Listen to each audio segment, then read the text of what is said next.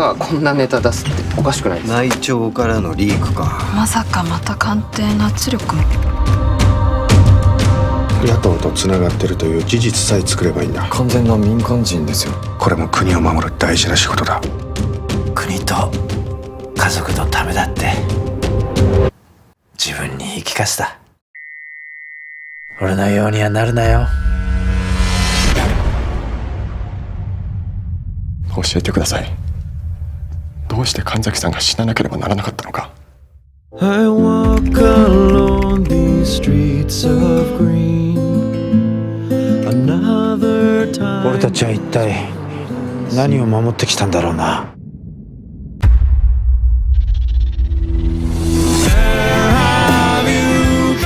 嘘か本当かを決めるのはお前じゃない、国民だ。ひょっとしたら政権がひっくり返るかもしれないぞ。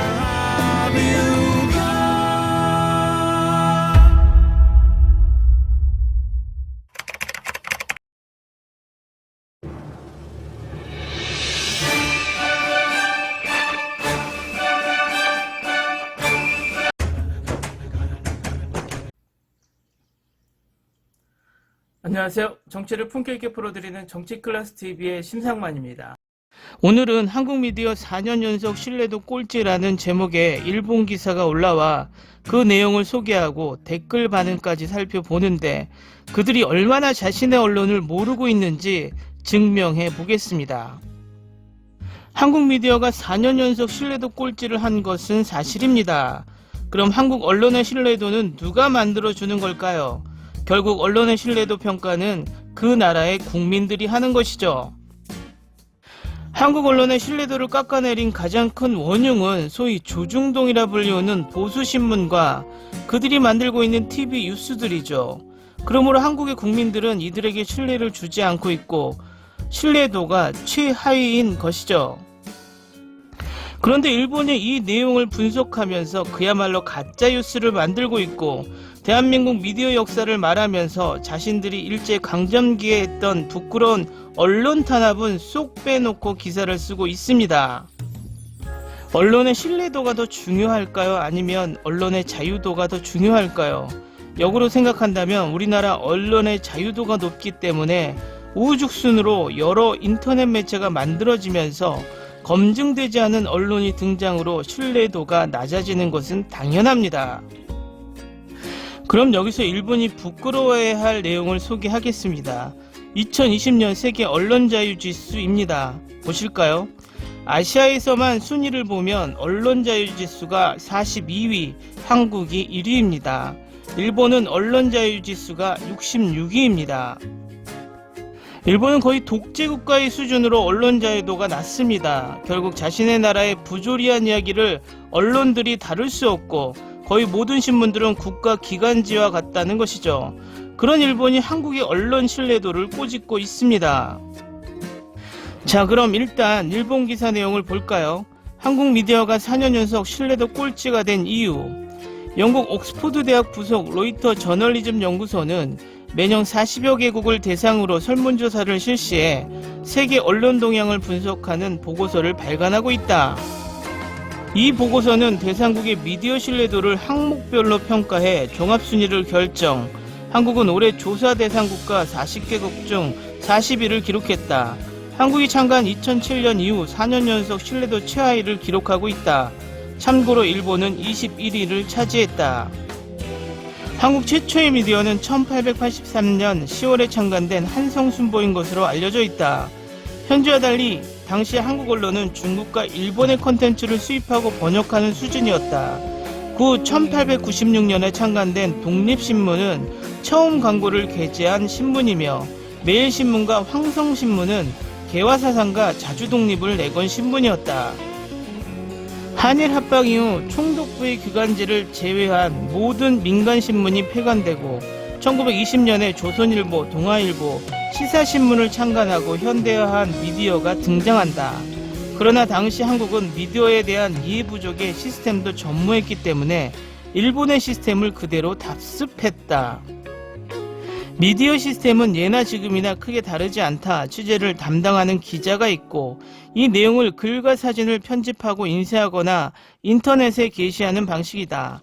단순히 뉴스를 전달할 뿐만 아니라 미디어는 사회적으로 책임감, 사명감, 전문성이 있어야 한다. 세태를 반영하는 데 치중해서는 안 되며 정확한 정보를 독자에게 전달해야 당연한 일이다.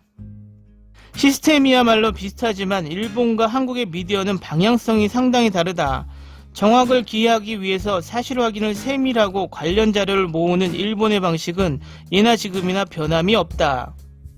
각 분야의 전문 기자는 한국 기자가 따라잡을 수 없을 정도의 수준이다. 한국 언론은 그동안 정권의 깃발을 흔드는 역이나 기업에 기생하는 형태로 발전해왔다. 같은 내용이 한 번에 수십에서 수백 건에 나오는 한국 언론의 기사에서 문책과 전문성을 알 수 없다. 인터넷 매체가 늘어나면서 이른바 속보 경쟁이 시작되고 사실에 관계없이 누가 먼저 기사를 내느냐에 중점을 두게 하고 있다. 1960년대 박정희 정권 이후 군사독재 체제에서는 정확한 정보를 전달보다 정권의 눈치를 살피는 미디어는 성장했다. 전두환 정권 시절 언론 통폐합이 시행되면서 정부의 기준에 맞지 않는 미디어는 강제 폐업당하거나 다른 미디어에 흡수되었다.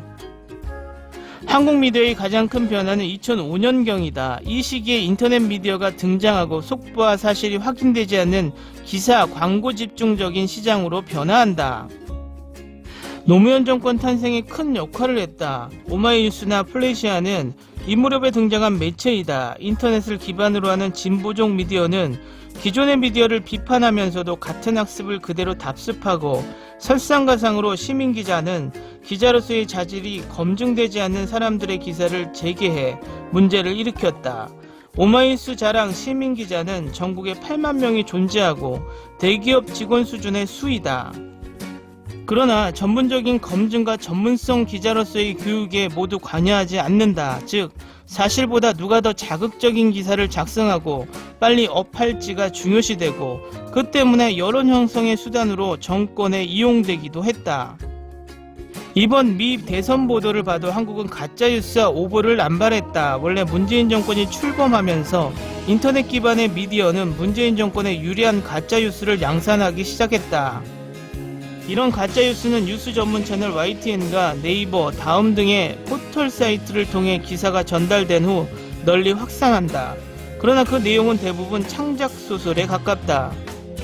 참고로 한국의 포털 사이트도 문재인 정권의 깃발을 흔드는 역을 자처하고 있다. 미국 대통령 선거에 관한 대표적인 오보는 트럼프 대통령의 부인 트위터 내용을 마음대로 해석하고 이혼을 준비하고 있다. 트럼프의 패배 인정을 촉구하고 있다는 내용이 기사이며 반짝 사이에 확산됐다. 또한 바이든 후보의 당선을 기정사실화하여 다양한 관련 뉴스를 보도했다. 사실 확인도 않은 채 동일한 내용의 기사가 보도되고 있으며 일부 언론에서는 오탈자까지 그대로 붙여넣는 것이었다.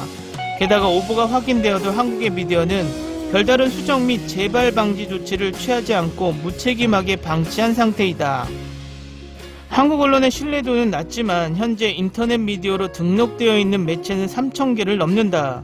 뒤집어 보면 한국의 인터넷 언론은 누구나 쉽게 시작할 수 있는 사업이라고 할 수 있다.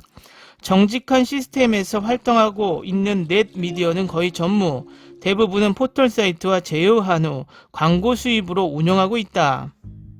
특히 한국의 젊은 세대는 이제 한국의 미디어를 신뢰하지 않는다. 인터넷이 없던 시절 한국 언론 보도를 통해서만 알 수 있었지만 이제 한국의 정확한 상황을 알기 위해서는 일본과 미국의 언론 보도를 보는 것이 더 정확하기 때문이다. 이 일본 기사의 댓글 반응입니다. 일반 대중이 거짓말, 과장, 혼란을 판단할 수 있는 정도의 지능을 가지고 있지 않는 것이 아닐까? 제멋대로? 이웃나라의 미디어는 모두 정부 전속 반일 체제니까 공평과 신빙성은 아무래도 좋은 것이 아닐까? 단지 일본도 상당히 심한 것 같은데 대기업 편향 보도에 치중하고 기가 막힙니다. 반일 체제적인 주장이 언론의 왕도라고 믿고 있다. 그 정부 하에 그 미디어라고 생각합니다. 옛날 그 나라의 역사만을 다루고 한편으로 과거의 일본을 규탄한 일본 언론도 신뢰할 수 없다. 일본의 조선 통치와 영국의 인도 통치를 비교하여 영국은 문화를 남겼다고 잘난 척 그린 만화도 있더군요. 그것보다 한국은 동음이 많은 한글 전용화를 그만두지 않으면 문명에서 멀어질 뿐 실제로 한자를 그만둔 것으로 여러가지 의미가 통하지 않게 되어 있다. 한자를 읽을 수 없는 사람이 느는 것은 과거의 문헌도 읽을 수 없다는 것이다. 즉 스스로 자신의 목을 조르고 있습니다. 국제법을 지키지 않은 나라를 지키기 위한 기사 쓰기, 위성발사 로켓에서 미쓰비시 로고를 지우고 노 재팬인데 일제 볼펜을 사용. 저쪽 나라에게 진실과 허구라고 하는 것은 그다지 의미가 없다. 자신에게 형편이 좋은지 나쁜지만의 차이. 일본이라면 가짜라고 비난하는 것도 저쪽 사람들에게 좋은 일이라면 기쁜 소식이 된다. 그것이 나쁜 것은 없다고 생각하니까 진실 따위 아무래도 좋은 것이다. 일본 언론은 위대하다. 철저하게 취재해 일본과 일본인을 폄하하는 기사를 최우선으로 내고 있습니다. 특히 일본 정부의 좋은 일이나 자위대의 좋은 것은 멋진데도 좋지 않은 인상을 주는 기사의 마무리가 뛰어난 장문 능력을 가지고 있습니다. 더욱이 언론의 자유를 이용해서 훌륭한 기사 구사 능력을 지니고 있습니다. 한국의 보수 언론도 가짜 기사를 연발하고 있기 때문에 신용할 수 없는 것은 당연. 특히 일본에 대한 기사는 반일, 그러므로 사실보다 대부분 욕망과 망상이 뒤섞여 제목만으로 웃어버리는 일도 많이 있다. 앞으로도 웃기는 기사를 계속했으면 좋겠다. 기사 내용과 댓글 반응까지 잘 보셨나요? 이 내용을 보고 느낀 것은 적절한 비유를 하자면 중국 축구가 한국 축구를 못한다고 비판하는 것과 같다고 생각이 됩니다. 자신들은 언론 지수가 낮아서 국가의 기관지 역할을 하면서 한국의 언론을 손가락질하고 있습니다. 물론 한국의 언론 손가락질 당할만 합니다. 하지만 그것을 일본 언론이 지적질할 수준이 아니라는 것이죠. 일본 언론은 한국의 조중동이 쏟아내는 것만 보도를 하고 절대로 진보적인 신문의 내용은 일본 국민들에게 전달하지 않죠. 마치 한국 조중동과 일본 언론이 한 팀처럼 움직이며 대한민국 정부를 깎아내리기에 혈안이 돼 있죠. 과거 베를린 올림픽에 송기정 선수가 금메달을 땄을 때 한국의 신문이 일장기를 지우고 신문에 사진을 올리자 그 신문을 폐간했던 것이 일본입니다. 부끄러운 언론 탄압은 지금도 되고 있고 방사는 오염 실태도 취재도 하지 못하는 실정이죠.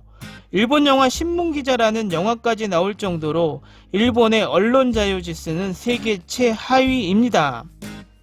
이런 나라가 한국의 언론 신뢰도를 지적한다는 것이 부끄럽지도 않나 봅니다. 한국의 언론 신뢰도는 일본이 지적하는 것이 아니라 대한민국 국민이 지적하는 것을 망각하고 있다는 것입니다. 오늘은 여기까지 하겠습니다. 오늘도 강화된 사회적 거리두기 꼭 실천합시다. 여러분의 구독과 좋아요는 저에게 큰 힘이 됩니다. 항상 시청해 주셔서 고맙습니다.